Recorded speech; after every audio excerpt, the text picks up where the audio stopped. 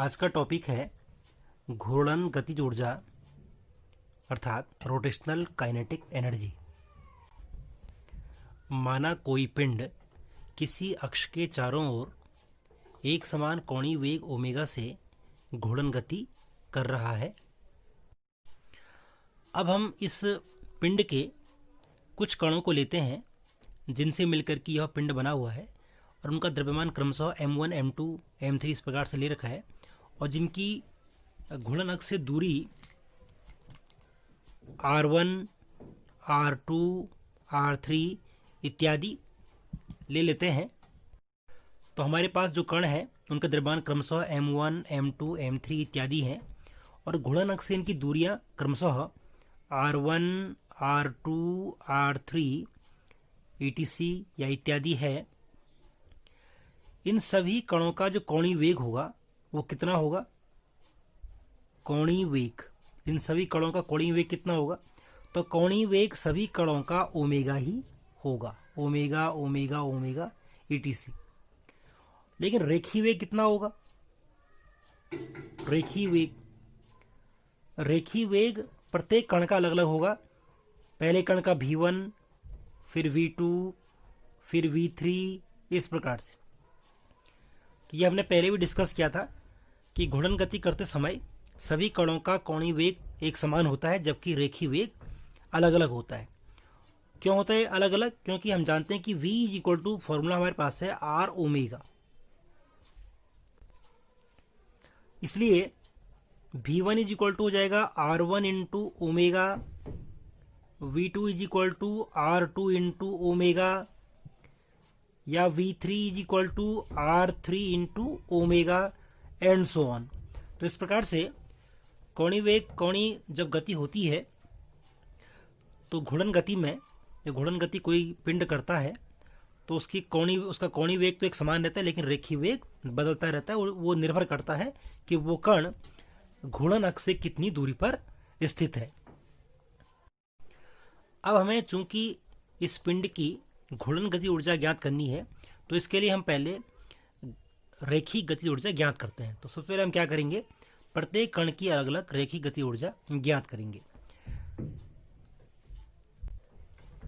m1 द्रव्यमान वाले कण की रेखीय गतिज ऊर्जा कितनी होगी?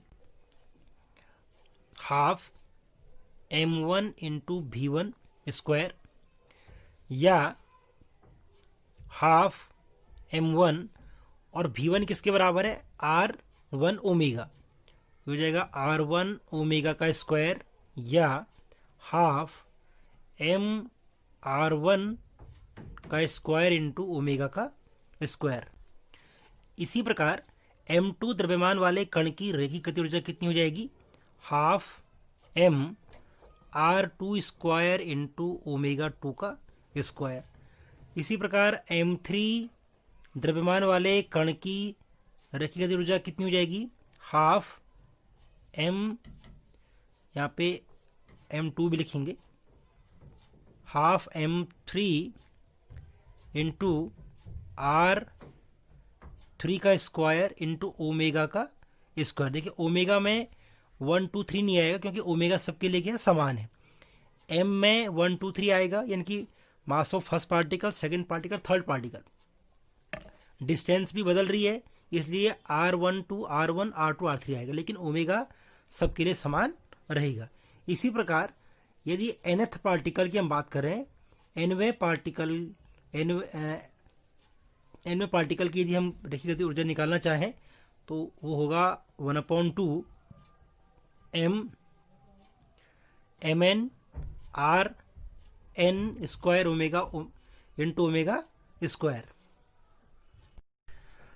अब चूंकि पिंड के सभी अवयवों या अवयवी कणों की रेखीय गति ऊर्जाओं का योग ही घूर्णन करते पिंड की कुल गतिज ऊर्जा होगी, तो हम क्या करेंगे, जितनी भी ये अलग अलग कण हैं इनकी जितनी भी ऊर्जाएं हैं गति ऊर्जा, इसको हम जोड़ लेंगे और वही ऊर्जा क्या हो जाएगी?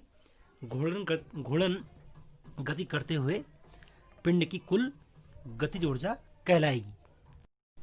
अतः पिंड की घूर्णन गतिज ऊर्जा बराबर के रोटेशनल का अर्थ क्या हुआ? घूर्णन तो k rotational is equal to, इन सभी को जोड़ लेंगे तो 1/2 m1 r1 का square into omega square plus 1/2 m2 into r2 square into omega square plus 1/2 m3 r3 का स्क्वायर इंटू ओमेगा का square plus and so on.